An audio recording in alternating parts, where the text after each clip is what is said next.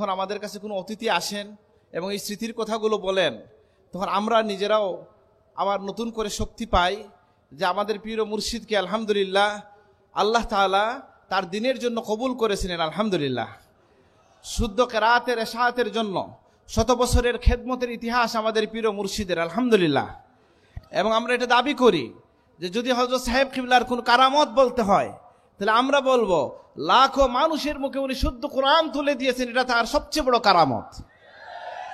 আলহামদুলিল্লাহ। এবং এই যে আজকে আমাদের সম্পাদক মহোদয় যে ইশারা করলেন, তার শিক্ষা আন্দোলনের, ইসলামী শিক্ষা রক্ষার যে ত্যাগ এবং কুরবানির ইতিহাস, সেটা কখন থেকে শুরু হয়েছে? তার জীবনের উষালগ্নে তিনি আসামের মাদ্রাসা শিক্ষা বোর্ড, যেটা এখন এসে বিজেপি সরকার বন্ধ করেছে, কিন্তু সেই সময়ে এইরকম একটা উদ্যোগ নেওয়া হয়েছিল।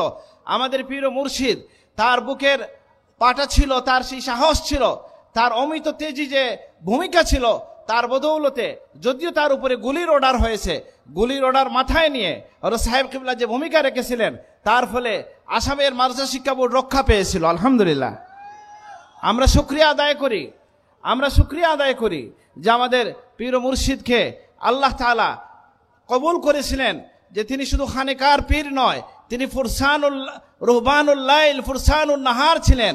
রাতের বেলার যেভাবে সুফি সাধক ছিলেন, দিনের বেলার বীর মুজাহিদ ছিলেন। আলহামদুলিল্লাহ, আমরা জানি নারে তাকবীর, নারে তাকবীর,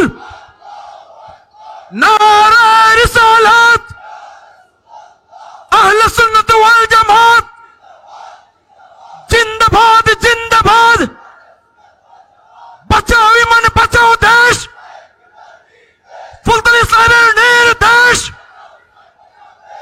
আমরা জানি যে এদেশে যখনই কোনো নাস্তিক মুরতাদ ইসলাম বিরোধী কোনো চক্রান্ত চলেছে, তখন সবার আগে যিনি ভূমিকা রেখেছেন, তার বজ্র কণ্ঠে সাহসী পদক্ষেপ নিয়েছেন, তিনি আমাদের প্রিয় মুর্শিদ। আলহামদুলিল্লাহ, আমরা সময় নষ্ট করতে চাই না, যে আপনারা জানেন সেই তাসলিমা বিরোধী আন্দোলন বলি এবং এর ধারাবাহিকতায় পরবর্তীতেও তার প্রতিষ্ঠিত সংগঠনগুলো তালামিজি ইসলামী, আঞ্জুমানে আল ইসলাহ সহ তারা যে ভূমিকা রেখেছে, আমরা এগুলা গৌরবের জন্য বলছি না, আমরা আল্লাহর শুকরিয়া আদায় করছি। আলহামদুলিল্লাহ, আমরা স্মরণ করি যে আমাদের পীর ও মুর্শিদের উসিলায় আজকে বড় সাহেব বলছেন প্রায় 1000 হিফজুল কোরআন মাদ্রাসা তার প্রতিষ্ঠিত ইয়াকুবিয়া হিফজুল কোরআন বোর্ডের অধীনে চলছে। আলহামদুলিল্লাহ, এই সিলেটে বিশেষ করে প্রায় 200, 250 বা কত মাওলানা 300, 250, 300-র মতো ফাজিল কামিল মাদ্রাসা, দাখিল আলিম ফাজিল কামিল মাদ্রাসা আমাদের পীর ও মুর্শিদের সারা জীবনের প্রচেষ্টার ফসল। আলহামদুলিল্লাহ, আমরা জানি যে আমাদের পীর ও মুর্শিদ হযরত সাহেব কিবলাকে আল্লাহ তাআলা একজন শিক্ষক হিসাবে কবুল করেছিলেন। তাকে আমরা বলছি কি যে প্রিয় নবী সাল্লাল্লাহু আলাইহি ওয়াসাল্লাম বলেছেন, বুইস্তু মুআল্লিমান, আমি শিক্ষক হিসেবে প্রেরিত হয়েছি। তিনি তার জীবনের শেষ দিন পর্যন্ত কোরআনের তালিমে, হাদিসের দর্শের মধ্যে ব্যয় করেছেন। আমরা দোয়া করি আল্লাহ যেন তাকে জাযা নসিব করেন, আমিন। আমরা গৌরবের জন্য বলছি না, যেটা ইশারা করা হলো এখানে, যে সারা পৃথিবীতে ইউরোপ আমেরিকায় তার যে খিদমত, দারুল হাদিস লতিফিয়া বেথনাল গ্রিনে যেটা আছে, সাকিবুল্লাহ নিজে বলছেন, আমি শুনেছি যে এই প্রতিষ্ঠান যখন আমি ব্রিটেনে গেছি, আমি দেখেছি যে কোনো প্রতিষ্ঠান নাই। আমি তাদেরকে বলছি, তোমাদের বাচ্চাদেরকে দিনের উপর রাখতে হলে কোনো বিকল্প নেই, যে তোমরা আমাকে হাদিয়া দেওয়া লাগবে না, তোমরা তোমাদের বাচ্চাদের জন্য দিনই প্রতিষ্ঠান করো, না হয় পরবর্তী প্রজন্মকে রক্ষা করতে পারবে না। আলহামদুলিল্লাহ, আজকে দারুল হাদিস লতিফিয়া এখানে আছে, আবার আরেকটা আছে আমাদের নর্থ ইস্টে বোধ হয় আরেকটা আছে, আমার ভাই সালমান যেটা প্রিন্সিপাল দারুল হাদিস লতিফিয়া বেতনাল গিনে, আমার ভাইয়া মাওলানা মাহমুদ হাসান চৌধুরী এটার প্রিন্সিপাল।